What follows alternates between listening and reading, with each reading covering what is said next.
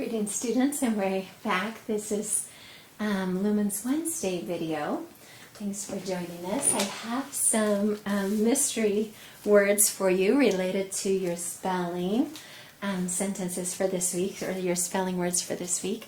So if you got a scrap piece of paper again, I want to give you the answer to yesterday's question, as well as some new words for you to play with. So yesterday, the mystery word that I was thinking about was wade. So we could wade in the river, the Nile River, but there's also a wade in our class, so we might call out to wade. And that would be, that would be the answer to my mind reader question. Here is 5 new clues, and each time I'm thinking of a different spelling word, students. So you're not trying to think of one word this time, these mystery clues. Number 1, the word that I'm thinking of, and each of these have a movie that goes with them, okay? So I'm thinking about Finding Nemo and how Nemo ended up in the dentist's office or in the fish tank, okay? Which word would be related to the movie Finding Nemo? Number 2, which word would be related to the movie Tangled, particularly the I Have a Dream song? Okay.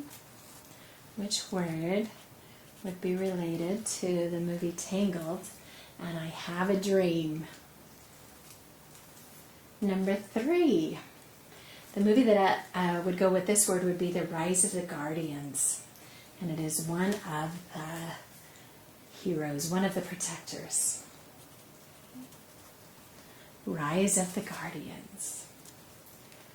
Number 4, the movie that would go with this word would be Charlotte's Web, and Wilbur is taken to this place where he is in a competition. And then number 5 is Lion King. And this word is responsible for something terrible that happens to Mufasa. Okay.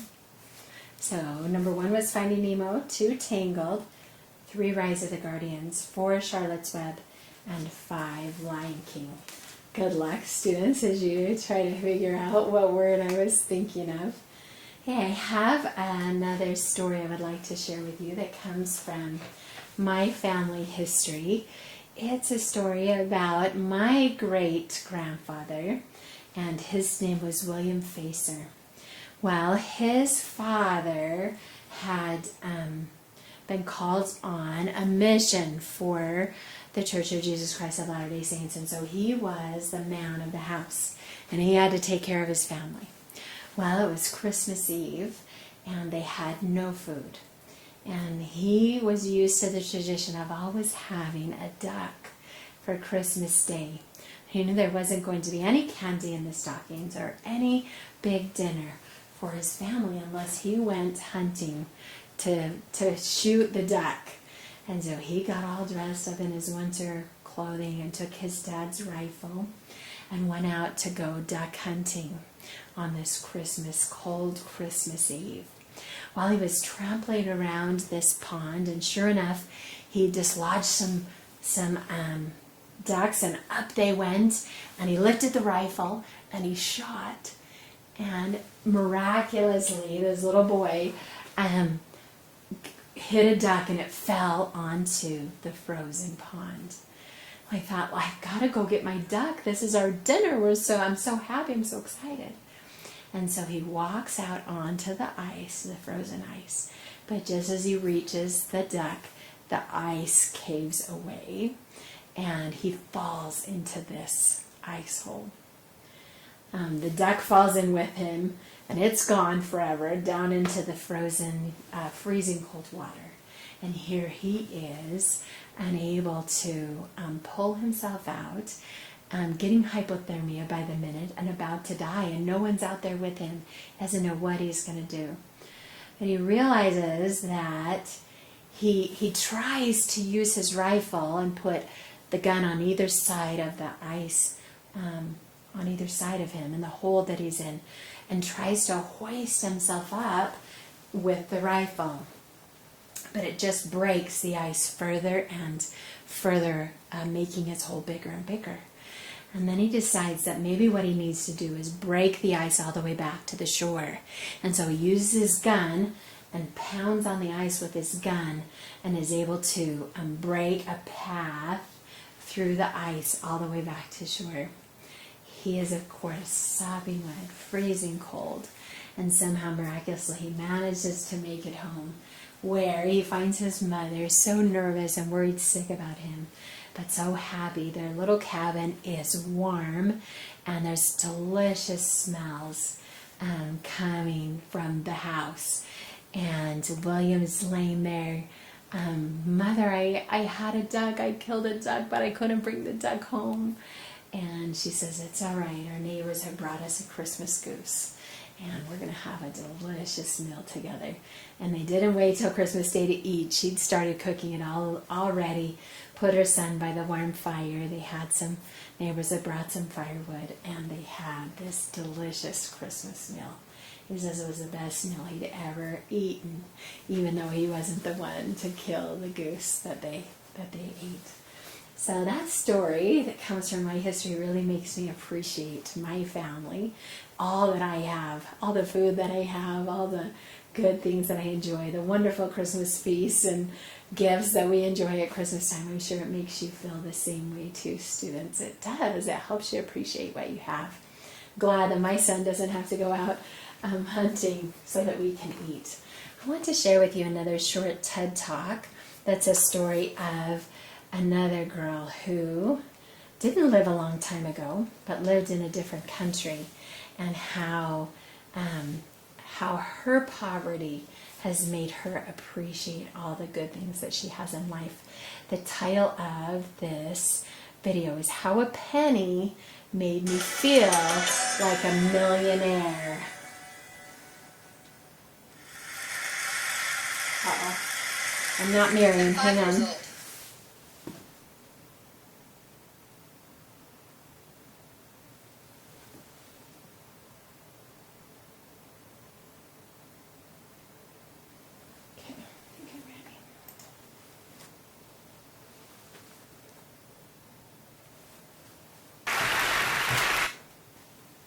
I'm 5 years old.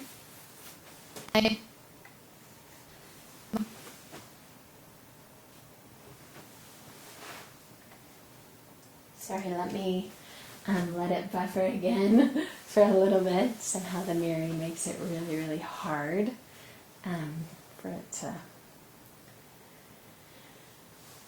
to stay in sync. Let's see. It's gone ahead far enough. Think about some of the family stories that you have, where people haven't had very much in the past.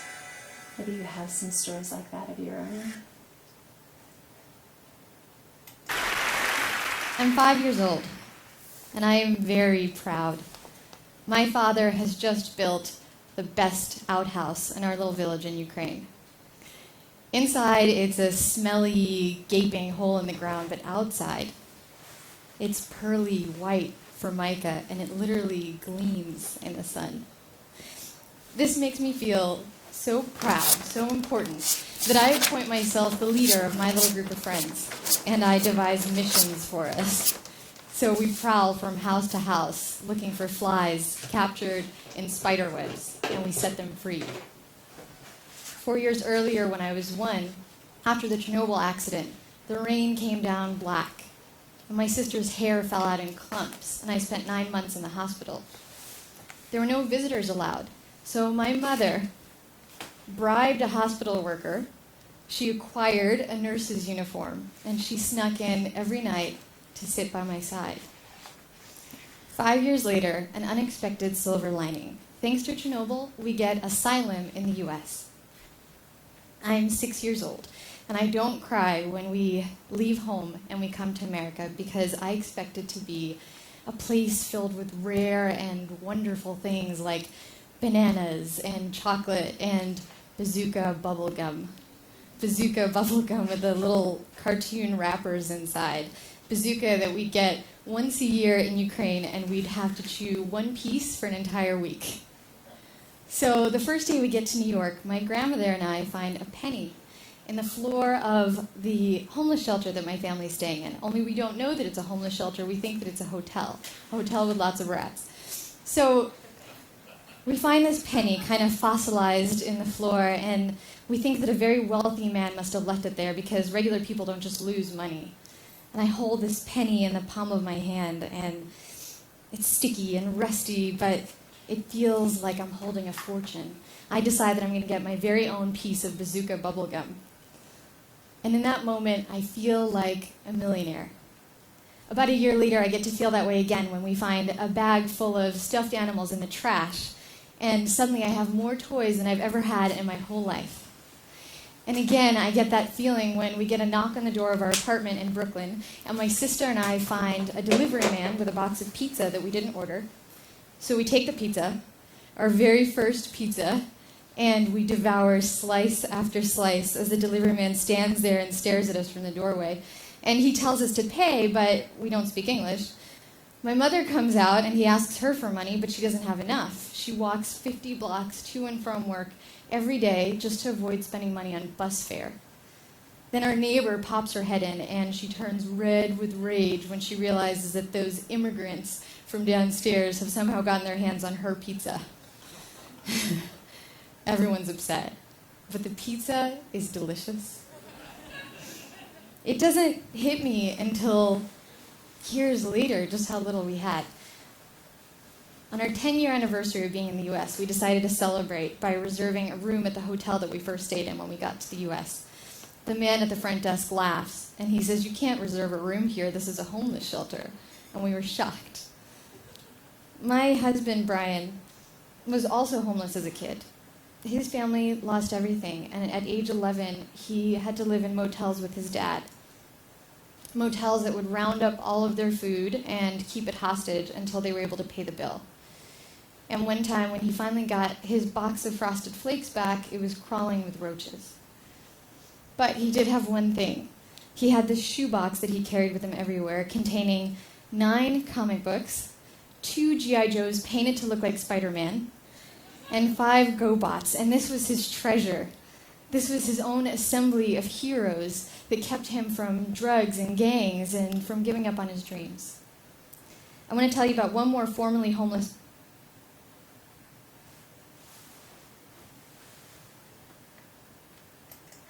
Sorry, guys. I don't know what it just did. Hang on. I want you to see this cute picture.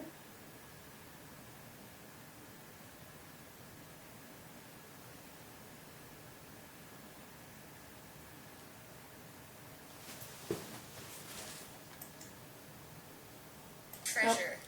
That didn't work. His own assembly of heroes that kept him from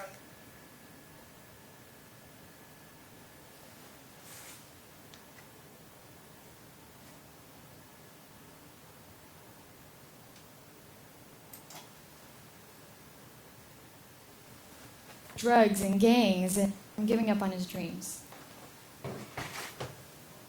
This member of our family.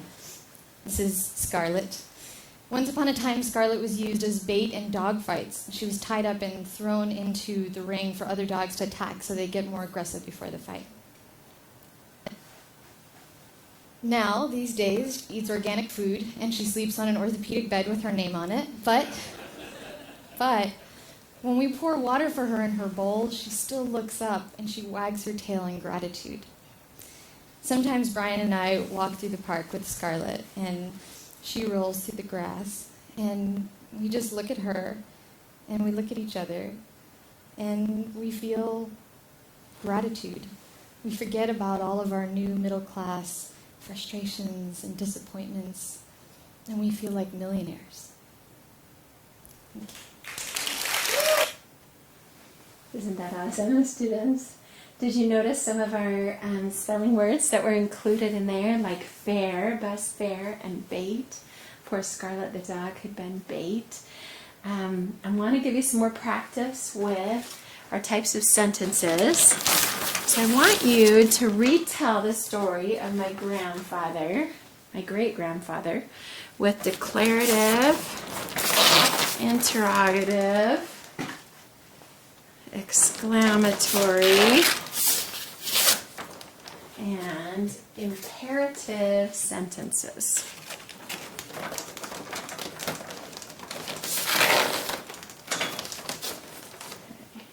Let me see if I can get that. Just a little lower. There we go. Okay, now my head will be cut off, huh? Kind of funny. All right, so I want you to think of one example of each of these. What's a declarative sentence? You remember where you're just declaring something, just making a statement. So William, what could you say about him? Went duck hunting on Christmas Eve.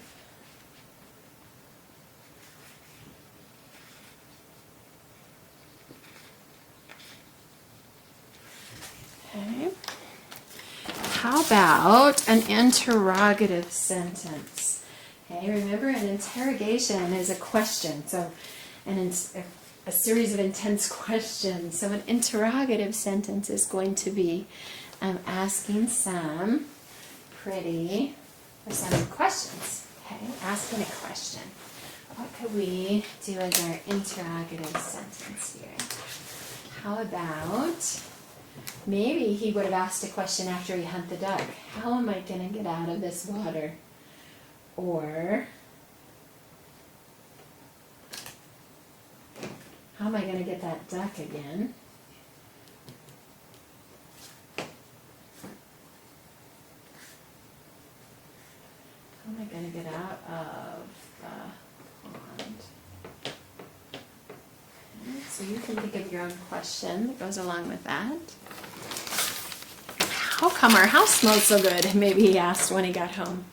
What would an exclamatory sentence be that would go along with this story, students? Would he have been excited? Would he have exclaimed, yes, I got the duck. I killed the duck. He definitely would have. And then what would a command sentence have been? What kind of commands would his mother have given him when he got home, do you think, students? Change out of the wet clothes right now.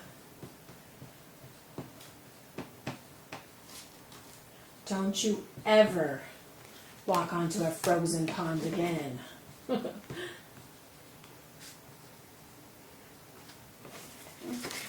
So there's our imperative sentence. Seems like each story needs some of each of these sentences, doesn't it, to be really exciting and to make sense. We really do use these sentences all the time.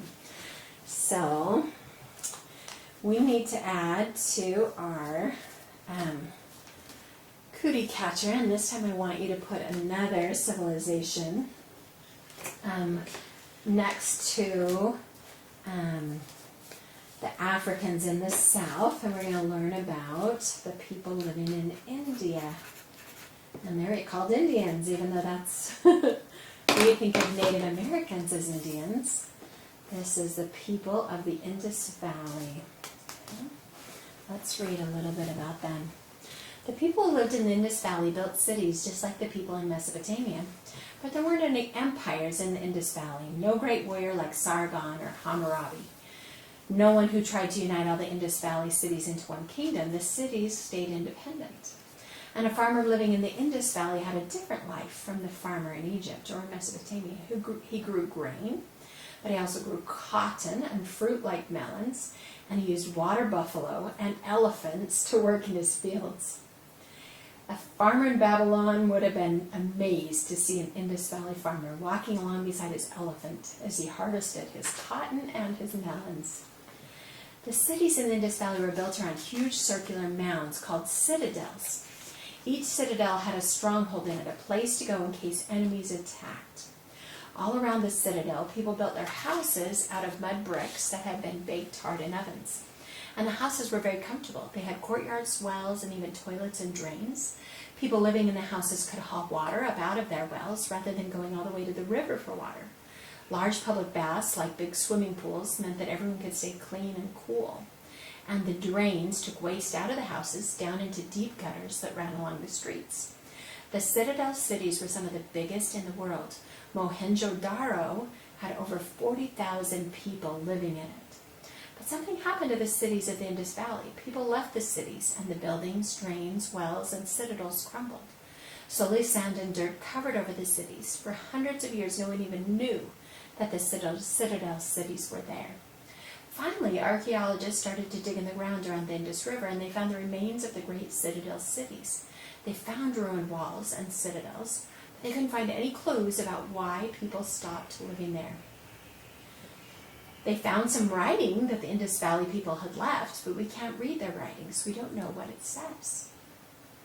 In Mohenjo-Daro, archaeologists found skeletons lying in the street, as though people died right there in the road and weren't even buried. What happened to the citadel cities? We'll probably never know for sure.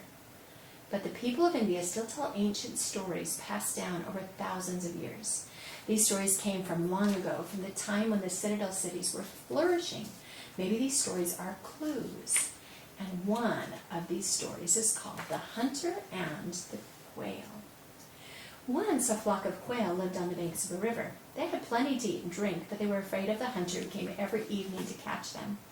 He would creep up to the edge of the flock with his net and then leap out of the bushes. When the quail scattered, he would catch the nearest bird in his net, carry it back to his house, and eat it for dinner. One day the oldest of the quail said, "It is easy for the hunter to catch just one of us, but what if he threw his net over all of us? We would be strong enough to escape." So the next evening, when the hunter leaped out of the bushes, the quail all stayed in one flock.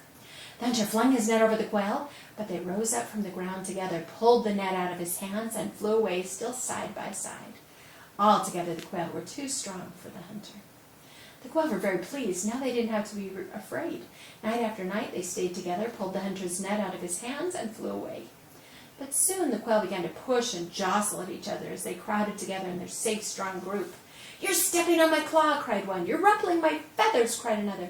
"You're squeezing me until I can't breathe," complained a third. Finally they scattered, and the hunter, who had been waiting in the bushes, leaped out and netted them one by one.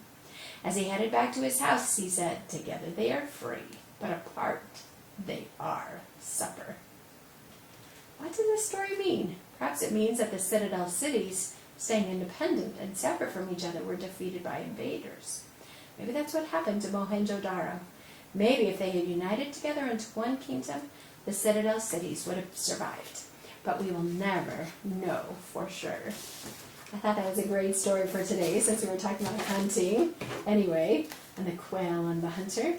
So what are the curse and the good fortune that you want to give for someone who's traveling back into India? Maybe you could swim in the public bath. That sounded kind of nice. But they had like drains, even toilets. You could use a toilet. That would be good fortune, wouldn't it, students? What would be something bad that you would say would happen if you had lived in the Indus Valley? Maybe died in the street mysteriously. You don't know why, and your bones are just rotting. We can say that it would be our curse. That sounds kind of horrible. Didn't stick together, so died. Maybe your blessing would be farm with an elephant. Doesn't that sound kind of fun? Run your farm with your pet elephant. I like that idea. That seems like that would be really fun. All right, students, If you've got your cookie catcher filled out, that's awesome. You can share what you've learned about these civilizations with someone else. We just got 2 more to add, and we'll catch you next in our Thursday video.